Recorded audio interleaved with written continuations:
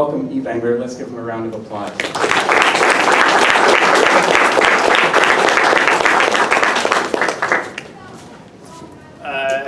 Thanks Brendan, and thanks to the Hamilton Coalition to Stop the War for organizing this, and thanks everyone for coming out. This is a cross-Canada tour for my latest book, A Propaganda System: How Canada's Government, Corporations, Media, and Academia Sell War and Exploitation. And basically, my previous 6 books about Canadian foreign policy have detailed how Canada has supported the British Empire historically, the American Empire more recently, supported Canadian corporate interests abroad. This book really looks at, despite this long history, and I think that an abundance of facts, evidence suggesting that Canada has been aligned with the British Empire, aligned with the American Empire, advancing Canadian corporate interests abroad. Despite this abundance of facts, Canadians overwhelmingly, like 9 in 10, believe that Canada is a force for good in the world. So this book is attempting to answer that question. Basically, why are we so confused about our government's role in the world? That's the objective of this book. And it looks at information dissemination and information suppression in Canadian foreign policy. My first question is, how many people think this book's going to be reviewed by the Hamilton Spectator? So we have some cynics in the room. You're right to be cynical. I don't think there's a very big chance of that happening. But they did announce this. They did announce this. That was nice. That's a nice. They did announce the event. But my experience with writing 6 books on Canadian foreign policy is there's very little room for covering these issues in the dominant media. I've only had a few reviews of my different books, and in one instance, the Montreal Gazette, for my Black Book of Canadian Foreign Policy, I had been pressuring them to review it. They were unwilling. The book got shortlisted for the Quebec Writers Federation Nonfiction Award, so they finally decided they would review it. This is part of what the reviewer had to say. Readers who haven't spent their formative years having Marxism, Leninism hammered into their heads might find Engler's approach very refreshing. It transported me back to my days as a university student in the Soviet Union to a pre-perestroika class in Marxist-Leninist political economics. So of course it was a highly dismissive review. Another experience I had, one time in my book, Canada and Israel Building Apartheid, the one corporate daily that was willing to review that, there was a sympathetic professor at University of Western that submitted a review. The next week, Honest Reporting Canada had a counter review. So a pro-Israel FLAC organization had a counter review. I don't know about you guys, I have not seen many counter book reviews in the papers. So, my experience with writing about Canadian foreign policy, doing books on Canadian foreign policy, is very little room in the dominant media to discuss these ideas. My experience writing opinion pieces for corporate dailies is fairly similar.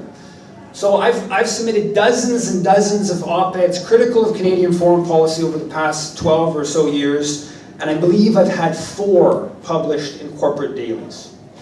Okay, and I know what people are thinking now. I can't get his books reviewed, you can't get op-eds into the papers, this guy doesn't know anything, he's a bad writer, people may be thinking about the Exit. But I have to say, I have a slightly different experience with domestic issues.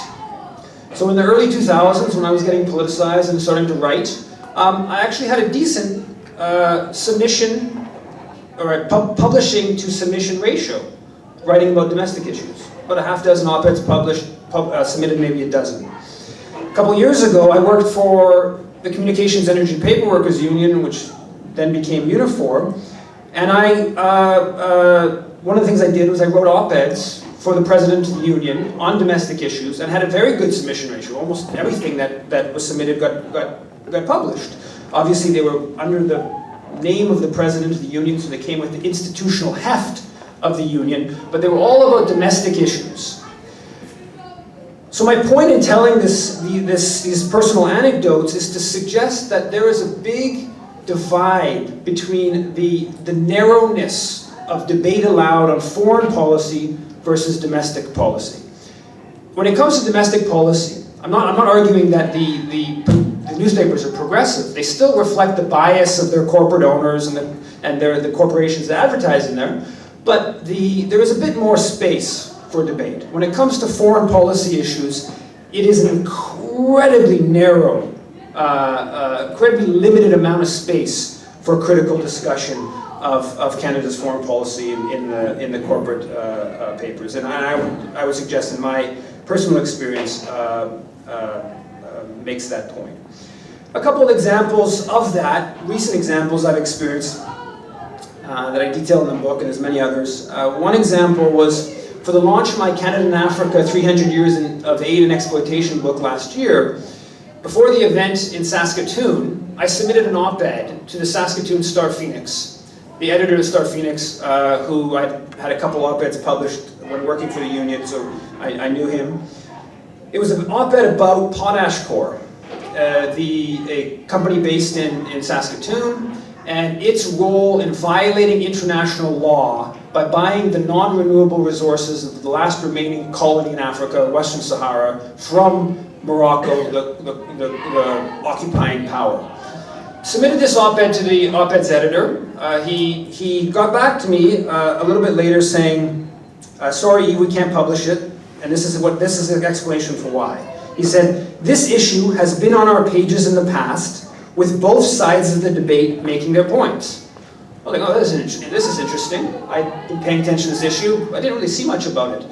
So I went and did a Canada Newsstand search of the Saskatoon Star-Phoenix database, and what I found was that there had been one letter to the editor 2.5 years ago that was 264 words long, critical of Potash Corp's role in Western Sahara, with a rebuttal from a company spokesperson. So for the op-ed's editor at the Star-Phoenix, that's it. We've had the whole debate. There was 264 full words about the issue. Let's move on to other more important issues like, Kim Kardashian or whatever. Another example of this type of bias, recent example that I experienced in this, is that I write blogs for the Huffington Post. And some people may be familiar with the Huffington Post. Basically, it's now this mega corporation, and their model is to make they don't pay you, and they make the blog writers basically do as much work as possible. So they make you put in links for every statistic you cite, etc. So they really try to offload all the work, all the time onto you. And I've had many op-eds published, many blogs published, but I've also had many blogs that were not published for what were pretty clearly political reasons. But in one instance, they were quite direct about it, or about part of it. So they refused on 2 occasions to allow mention of the fact that the previous Liberal governments of Paul Martin and Jean Chrétien had invoked the responsibility to protect doctrine. People familiar with the responsibility to protect doctrine? Some people have heard of the responsibility to protect doctrine. It's basically a doctrine that says it says that when there's massive human rights violations somewhere, it's the responsibility of the international community to intervene over state sovereignty to end the human rights violations. Okay. Now, this doctrine is never invoked when we talk about the human rights violations that Washington may be committing somewhere. No one talks about let's intervene in Washington to stop the human rights violations that the US is responsible for. It's always invoked for weaker countries. Anyways, in the case of Canada's role in overthrowing Haiti's elected government in 2004 alongside the US and France, Canadian officials invoked the responsibility to protect doctrine to justify that intervention in Haiti. And we have the minister, Denis Paradis, who was then Minister for la Francophonie, Secretary of State for Latin America, who invoked responsibility to protect. Also, Anthony Fenton, a researcher, got the access to information files showing the Canadian ambassador in Port-au-Prince, Kenneth Cook, also discussing the responsibility to protect doctrine to justify intervention. I put links to both of these, the access to information documents and the minister citing responsibility to protect doctrine in my article to Huffington Post. And this was the response by the Huffington Post editor. They said, quote, "We need mainstream sources to verify the facts in your blog, and unfortunately, the facts below are only in the publications cited or printed elsewhere by the same authors." So what they're saying is that because the corporate media in this country had refused to talk about how Canadian officials invoked their responsibility to protect doctrine to justify overthrowing an elected government, because that had not been previously reported in the corporate media, they could not report that. It's perfect. How can you ever break through that if that's the standards? So that's another personal example of the bias in foreign policy coverage that I've experienced. Now, in the book, I go through many different examples of bias. One of the extreme ones is the case of Haiti, specifically something called the Ottawa Initiative on Haiti. How many people in the room have heard of the Ottawa Initiative on Haiti? Some people? Well, if you've heard of it, it's probably because you had your ear attuned to the Haiti Solidarity Movement.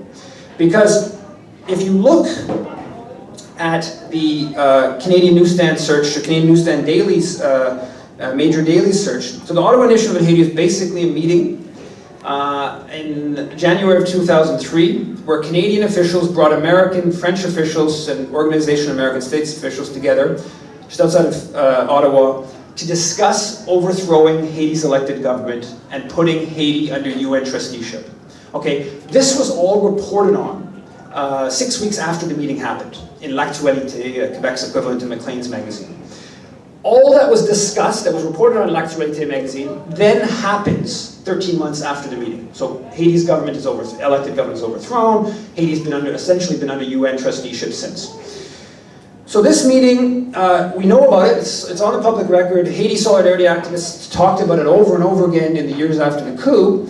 But when you search Canadian Newsstand, major dailies in this country, there is not one single report by an English language corporate journalist on the Ottawa Initiative on Haiti. There are a couple mentions by Haiti solidarity activists that got a little mention in an op-ed, more general op-ed about Haiti, but no single report by a corporate journalist in this country in the English language. This is a fairly important matter. Our government discussing with foreign governments to oust an elected government is a fairly important issue, but you can't find out about it in the corporate media. So that's one example of extreme bias. Another example, recent example. So the Green Party, at the start of August, they passed a resolution in favor of the Boycott, Divestment, Sanctions campaign. It's a kind of a partial, if people are familiar with the Boycott, Divestment, Sanctions campaign on Israel, it's a kind of a partial BDS vote about boycotting products and institutions that benefit from Israel's illegal occupation. Now, that resolution was passed with about 2/3 or more of the membership at the convention and an online poll beforehand. According to Canadaland, a media sort of watchdog group, they searched, in their words, a couple dozen articles about the Green Party's resolution. And they could not find one of those articles that mentioned a supporter of the resolution that was just passed by the majority the overwhelming majority of Green Party members. All the resolutions quoted opponents of that resolution. Another example of bias coverage around Canadian foreign policy. The Canadian government, over the past decade, has signed more than 10 foreign investment promotion protection agreements with African governments. Okay, FIPAs are basically agreements that allow corporations, multinational corporations, to sue local governments in international tribunals that sort of supersede state sovereignty. And basically, these FIPAs that Canada is signing with African governments are designed to protect Canadian mining interests operating in Africa. There's about $30 billion in Canadian mining investment. Canadian mining companies dominate in most countries in Africa. And so they give Canadian companies the ability to go to this international tribunal if they feel like they've been mistreated by a local government. And so they're in that sense, they're undemocratic. Also, when signed by one government, they're locked in for 16 years. So a future government that might want to go in a different direction is locked in by that agreement. That also undermines democracy. Now, I couldn't find one mention in an English language corporate media outlet criticizing any of the FIPAs that Canada has signed with African governments. Now, when the Harper government last April of 2015 signed a FIPA with the government of Burkina Faso, this was a government, an interim government, that was in place preparing the way for elections because the 27-year regime of Blaise Compaoré had been overthrown by popular revolt, and there was an interim government preparing the way for elections.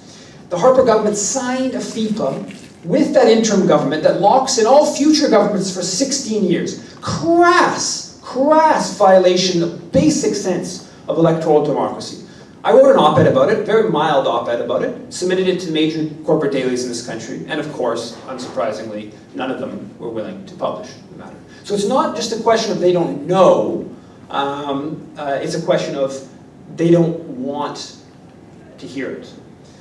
And so you go into why, where's this structure, where's this bias coming in the dominant media? There's all kinds of structural reasons for it. There's obvious ones, and I go into it in the book. The obvious one, of course, who owns the media?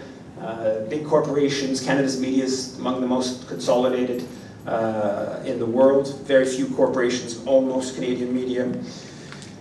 Where do they get their, and in the book I detail examples of media owners intervening on foreign policy issues. The most obvious example, of course, was the Aspers intervening on the Palestinian question and pushing the Canada West media in the early 2000s to adopt exceedingly anti-Palestinian positions. And I go through many other examples, and I list a few of them in the book. Also, important structural reason is where do media outlets get their funding from. Mostly it's coming from corporations, other major corporations for advertising. And if you look at it, the biggest advertiser in Canadian media for much of the post-World War II period has been General Motors. General Motors also was GM Defense until early 2000s when they sold off. It was the biggest arms manufacturer in this country. So if you start looking at some of these connections, there's explanation there, part of the structural bias. Also, the sources of information, right? What institutions have the capacity to create media? The biggest one by far is the military. I'll go into that in more detail in a bit. They have hundreds of people working to create stories, and that obviously impacts what appears in our newspapers and our different media outlets. Dependence on international wire services, mostly US-based wire services, I think leads to a sort of pro-US perspective of international affairs. And of course, the media, like other institutions in society, are responsive to pressure. But who has the capacity to exert pressure on media institutions? Yes, individually we can exert some pressure, but the real capacity to exert pressure comes from powerful individuals and more specifically powerful institutions. And I go through all kinds of examples of so-called flak directed at media by military groups, by pro-Israel groups, etc. And also in the book, I go into a bit of some of the other major, like the Canadian press. Right? Canadian press was established during World War I, financed, subsidized by the Canadian government, with the explicit purpose of getting more pro-World War I news into Canadian media. And it was solidified as the preeminent news agency in this country during World War II, where they worked hand in glove with the military during World War II. Also, the CBC, it's obviously operates in a slightly different way, slightly different structural dynamics of the CBC than the corporate-owned, profit-oriented media outlets. But if you go back and you look at the history of the CBC, very close ties initially with military board members. Two of the first 9 board members of the CBC were military, foreign policy advisor, and initial board. And there's a good academic research into the first few decades of the CBC's real close ties with the military, to the point where they actually would pass stuff by military officials to see if they should run it. So the book goes into a bunch of that. Now, also another section of the book is war. What happens during war? And information control during war can be quite extreme. There was formal censorship during World War I, World War II, the Korean War. During World War I, there was actually 253 different news outlets in Canada that were banned. The censor's office was even going into record stores and pulling records from the shelf because they were viewed as subversive. The censor's office was also blocking stuff that was being shown or published in Britain, which was of course also at war. In one instance, they cut a big chunk of a movie, a very popular movie in Britain about the war, because the censor's office justifying it, saying, well, why can it be shown to the British public but not to the Canadian public, said something I think is a very important, interesting point for understanding information control and Canadian foreign policy, which is that basically said that Canadians' commitment to World War I was much more based upon idealistic sentiment. We were very removed from the fighting. People in Britain had a sense that if they had lost, that might impact their lives directly. Canadians, it was way more removed, so the commitment was very much based upon idealistic sentiment. And I believe that's actually highly relevant to lots of foreign policy questions today, and the importance of information control when commitment to Canadian endeavors abroad is very much based upon idealistic sentiment and not a significant personal stake. The book also looks into how the military deals with different types of wars, how they sort of try to control information on different types of wars. So during the air bombing campaigns in Iraq, Canada's air bombing campaign in Iraq in the early 90s, Serbia in 99, Libya 2011, Iraq, Syria more recently, they've taken this position of trying to push out the media. They don't allow the Canadian pilots doing bombing efforts to be interviewed. And how they justify that is they claim that they don't want the pilots' names to be in the public domain because there may be a threat to their families back here.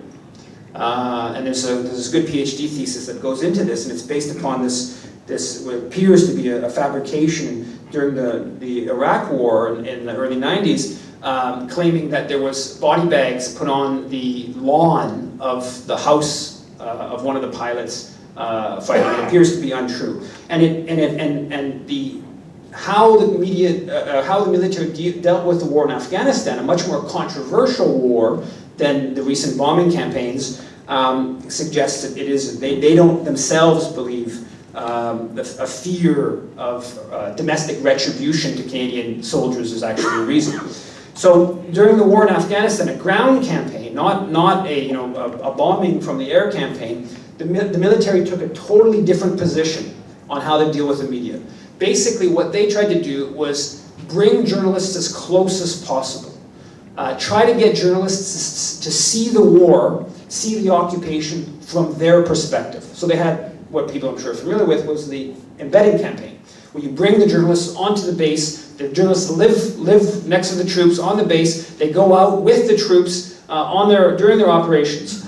And this is how Scott Taylor, a military journalist, explained the Embedding Campaign and how that would work out, how it works out. He said, quote, "What would you say if the Romanian military occupied your town and a Romanian tank and journalist showed up at your door? You love the government they have installed and want these guys to stay. Of course the locals are smiling when a reporter shows up with an armored vehicle and an armed patrol." It's not that surprising, of course. Anyways, they did a whole bunch of other things, other ways to try to have journalists see things from the military's perspective during the war in Afghanistan and in other wars. And the military, as I alluded to, it is definitely the largest PR organization in this country. Part of their PR is obscuring just how vast the scope of their PR is, of course.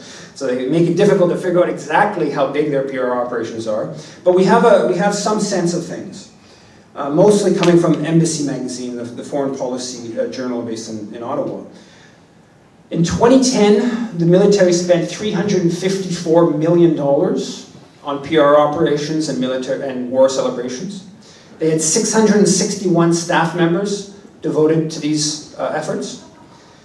According to the internal Department of National Defense document, the D&D has, quote, over 13 independent public affairs organizations, so 13 different public affairs organizations just within the military and the ministry. On their website, you can find a list of more than 50 different media relations contacts across the country. In 2012, the military monitored 29,519 newspaper articles, compiling just information about what was in the newspaper, compiling information on different reporters dealing with military matters, who's sympathetic, who's not sympathetic, who should we release information to, who shouldn't we release information to. They have dozens of publications, YouTube channels, different social media outlets that they get their message out on. They spend about $10 to $20 million a year in military recruitment, a lot of which is basically just sort of pro-military propaganda or efforts. Often on individual war commemorations, they'll spend $10, $20+ million commemorating the War of 1812, as one example. Military has a vast kind of cultural outreach with regards to having presence at Santa Claus parades, Canada Day festivities, NHL hockey games, etc. So they have a specific sort of more what you call like traditional PR, working with dominant media outlets. They also have major sort of cultural outreach kind of efforts. They also have played a very important role in writing the history of Canadian militarism. So they have an official history department, the historical section of the military, which has about 50 employees, has been around for about a century, at the end of World War I. And the official history department has published most of the early books about Canadian military into the early 60s. Were coming from official historians working for the military. Not only that, they've also had influence within academia through the historical section at D&D. Many of the into the 1960s, many of the people who became academic military historians or on military affairs, their background, they started with the historical section in the military.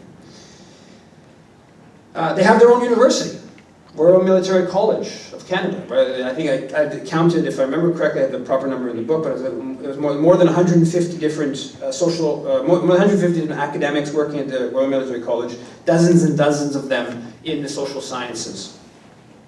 Not all of who are just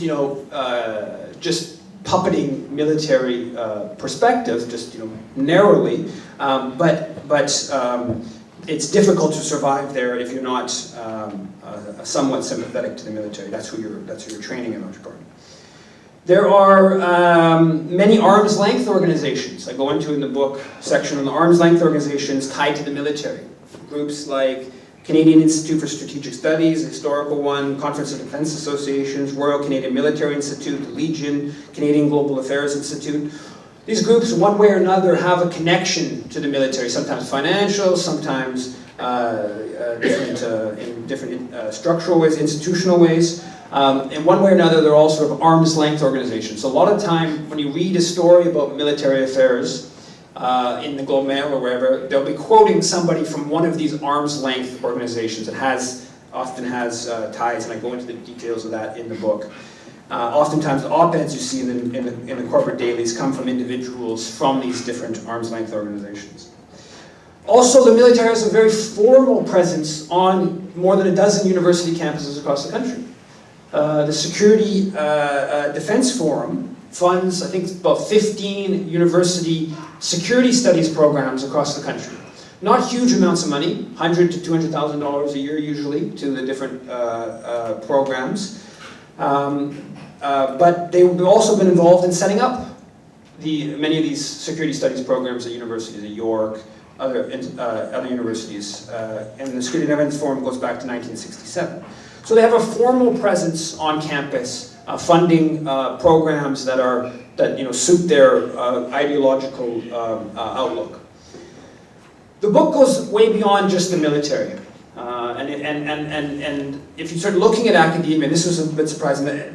Researching the military's role in academia in general was surprising to me after having spent a long time writing about Canadian foreign policy. I really didn't understand the scope of things, of the military's PR capacities. But also this other institutions, wealthy individuals' role in setting up and financing social science-related affairs at Canadian universities is quite striking. So, many examples of programs that funded by leading Canadian capitalists, the Saudi King. In 2010, the Saudi King gave $5.3 million to University of Toronto's chair for dialogue among civilizations. Qatar gave McGill's Institute of Islamic Studies $1.25 million in 2012. David Azreli gave $5 million to Concordia University's Israel Studies program, set up this Institute of Israel Studies. David Azreli fought with the Haganah in 1947-48 during the ethnic cleansing of Palestinians. Right? He fought himself personally. So this is not what we'd call disinterested funding source. And the Concordia Institute of Israel Studies was described by Gerald Steinberg, a noted anti-Palestinian activist, as a, quote, counterattack against Palestinian solidarity activism at Concordia University. And a number of other Israel Studies programs at U of T, University of Calgary, funded by individuals that have clear political outlook on the issue of Palestinian rights. More specifically, with regards to global affairs schools, okay, the oldest global affairs school at Canadian University, Carleton's Norman Paterson School of International Affairs, was set up with about $3 or $4 million in today's money in 1965 by Norman Paterson, who was a Liberal senator, very close to Lester Pearson. And he provided the funding, and the initial head of the Norman Paterson School of International Affairs was Norman Robertson, who was a long-time external affairs diplomat, top official at external affairs, top bureaucrat at external affairs, who actually continued to be paid, continued to be on contract with external affairs while he headed up this new school of global affairs. Norman Paterson School of Global Affairs, people not School of International Affairs, people are not familiar. It's sort of the preeminent graduate school in the domain. It continues, and I detail in the book, it continues to have very close ties to foreign affairs. Many former foreign affairs officials now teach at the school, etc. The most influential school of global affairs in this country is at the University of Toronto, funded by Peter Munk. People familiar with Peter Munk? Some people. The founder of Barrick Gold. Among 35 million Canadians, he may be among a small list of the least credible individuals to be funding a school of international affairs. Okay? This is somebody who has been founding a corporation that has huge interest in, has hugely benefited from Canadian diplomacy abroad, has hugely benefited from Canadian aid money from Export Development Canada, has staunchly opposed any effort to bring in restrictions on public support for Canadian mining companies found to be engaged in abuses abroad. His company is engaged in innumerable different abuses abroad. Probably the worst examples in Tanzania, where a recent report said that there's been more than 65 people killed by their security forces in a mine in Tanzania over the past decade. Some suggest maybe into a couple hundred, but the Tanzanian government is saying 65 people.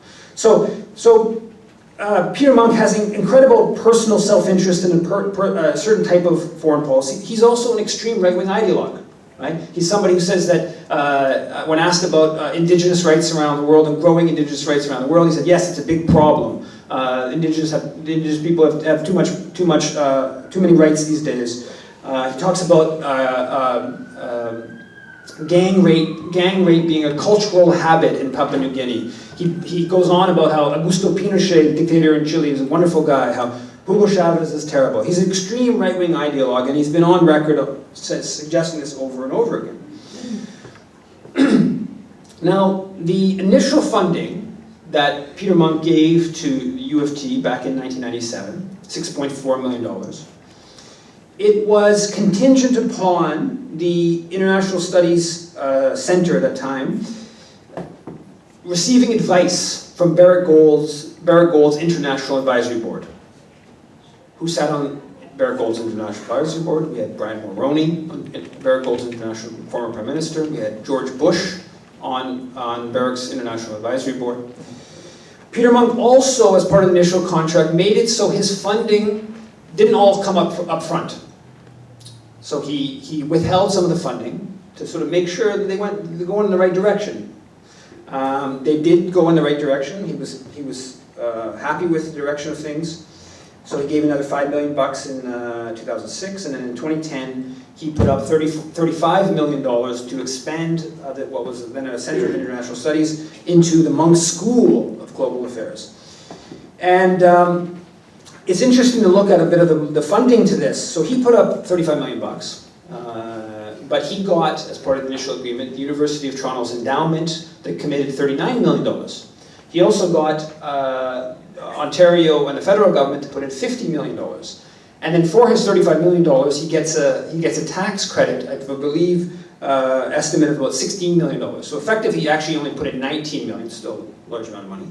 $19 million, but it mobilized about $100 million to his school, mostly in public funds. So it's obviously incredibly well-endowed school. Being in downtown Toronto, the media capital of Canada, it's been incredibly influential. Close ties to many different major media outlets. Particularly the Globe and Mail. So the former former editor-in-chief of Globe and Mail, a couple of days after he resigned, after he left the Globe and Mail, immediately has a position at the Monk School of Global Affairs. Another previous editor, that was in just about a year ago or so, previous editor also has a position at the Monk School of Global Affairs. And there's many other examples of the Globe's ties to the school that I go into. So it's very influential, and it's showed itself its politics quite clearly. So it was part of the Harper government's low-level war against Iran. It actually received $250,000 in 2012 to quite explicitly engage in efforts at regime change in Iran. Also, Monk School has been part of efforts to undermine the campaign to end public support to Canadian mining companies engaged in abuses abroad. So it's shown its own political kind of outlook on things. So major schools of global affairs in this country set up by leading capitalists with fairly clear political perspective on things. Military has its role on campus. Different leading Canadian capitalists, international capitalists even, having influence on Canadian campuses. Now, international development studies. Most people have probably heard of international development studies. It's sort of a growing field. Where do you think international development studies, who financed early international development studies? Any ideas? Sort of viewed as a bit more of a critical domain, a bit more of a leftward kind of domain. Well, IDS programs were set up directly and indirectly by CEDA, by the Canadian Aid Agency. Indirectly in the sense that it was individuals who had been on CEDA projects abroad, who were often heavily involved, and directly, and they financed them. CEDA, Canadian International Development Agency, and the IDRC, the International Development Research Center, which is a Crown Corporation, sort of another aid arm of the Canadian government. So CEDA funds international development studies in large part to support its outlook of increasing Canadian aid money abroad. That's its outlook. Its outlook is not to criticize Canadian foreign policy. Let's make that very clear. CETA is not in the, its politics may be a bit better than the military's politics, but it's not in the business of funding programs that challenge Canadian foreign policy. It is an arm of Canadian foreign policy. So between 1986 and 2006, CETA gave $250 million to Canadian universities. If you go on the different international development studies programs, you'll find like McGill's IDS program lists $1 million in CETA or foreign affairs or IDRC contracts on their website. So CETA's had this role on campuses, and there's been efforts by universities to minimize CETA's influence, and CETA's always opposed those efforts, right? So I'm not arguing against public money to universities. I believe we should enhance public money to universities, but it should come from disinterested sources, not arms of Canadian foreign policy funding programs related to their field. Also, if you go into some other domains, sort of arm's length organizations of CETA and foreign affairs, groups like North-South Institute. It's no longer, but it was set up in the mid-70s with CETA funding, quite explicitly designed to have an arm's length organization that would lobby in favor of increasing the Canadian aid budget. Other groups like Rights and Democracy, Canadian Institute of International Peace and Security, those were actually set up as acts of parliament. Viewed more on the sort of liberal end of international affairs, but again, when you're getting your budget, in the case of those two organizations, basically entirely from the federal government, when you're set up by an act of parliament, your room to maneuver in being critical of Canadian foreign policy is quite limited. CETA has also played a role, or Canadian aid agencies also played a role in its what it calls promotion of development awareness. It spent $47.5 million between 2005 on promotion of development awareness. Over $3.5 million of that fund, of that money, went to paying for articles, film, radio reports about CETA projects, usually done by so-called mainstream journalists. So CETA will pay for Ottawa Citizen journalist to go, or global CTV journalist to go to some, cover some CETA project in Afghanistan, in Haiti, wherever. And usually, of course, they choose projects that they think will portray Canadian aid and Canadian foreign policy in a positive light. During the war in Afghanistan, Le Devoir, which is usually viewed as a sort of more progressive newspaper in Montreal, actually had a contract with CETA to, quote, remind readers of the central role that Afghanistan plays in CETA's international assistance program. A big chunk of Canadian aid to Afghanistan during the occupation was, of course, basically a PR exercise. And they were able to bring in Le Devoir into that project. Now, moving towards a conclusion and sort of a bit more summary, kind of at a theoretical level of things, one rule of foreign policy that you will not hear mentioned many places, rule of kind of propaganda in Canadian foreign policy, is that the greater the gap is likely, the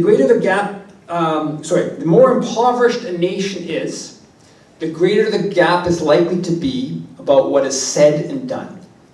So basically, the more impoverished a place is, the bigger the lies possible by Canadian officials. Haiti presents a really stark example of that. So we overthrow their elected government in 2004. We back this coup government that's responsible for killing thousands of people, all kinds of other human rights violations. Our aid money goes to paying for the police forces committing many of these human rights violations, going to paying for officials within the coup government, deputy minister within the coup government, responsible for a lot of this policy, basically the torturers of the majority poor Haitians. That's our aid money. That's what we are told is our aid to Haitians, basically to support those who are quite directly oppressing the majority of the population. And how can that be possible? Well, it can be possible because what capacity do the people, the victims in the slum neighborhoods of Port-au-Prince of Canadian foreign policy, what capacity do they have to get their story out to the Canadian public? versus what capacity does Ottawa, Washington, and Paris have to get their perspective of things in Haiti out to the Canadian public and international public. The Canadian military's PR budget is about equal to the entire federal budget of the Aristide government just before he was overthrown. About the same amount of money, right? That's the federal budget of the whole country is about equal to the Canadian military's PR budget. So the basically power to a large extent defines reality. So the bigger that power gap gets, the bigger the distortions, the lies, the mythology tends to get or can get. Now, so it's my contestation that for most people, even people who are critical of the media and critical of Canadian foreign policy, the bias in the dominant media is worse than most people, even who are somewhat critical, believe. It is pretty extreme. Sometimes it's hard to get your head around. But it isn't, we're not operating in a totally enclosed system, right? Both at the corporate media level and more generally in society. Of course, we're having this meeting here, right? It's not just a totalitarian society where we're not allowed to have this meeting.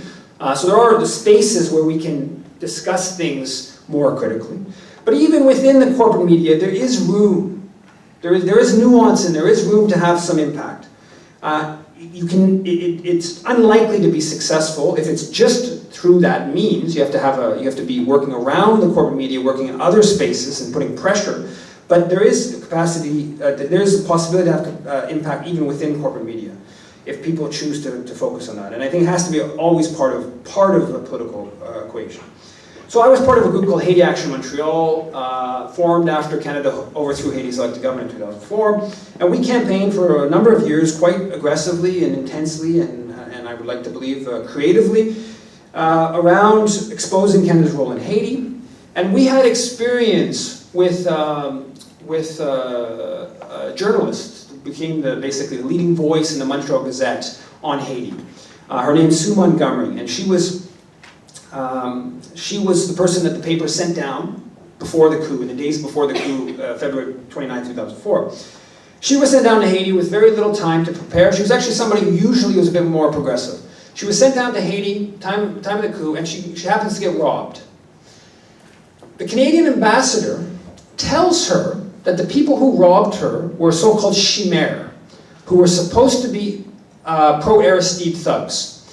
Canadian ambassador tells her that Aristide, the president, had told the chimère to target journalists because he wasn't getting good coverage. And the Canadian ambassador told her to tell the other journalists at the Hotel Montana, where almost all of the international journalists stay in Port-au-Prince, to tell the other journalists.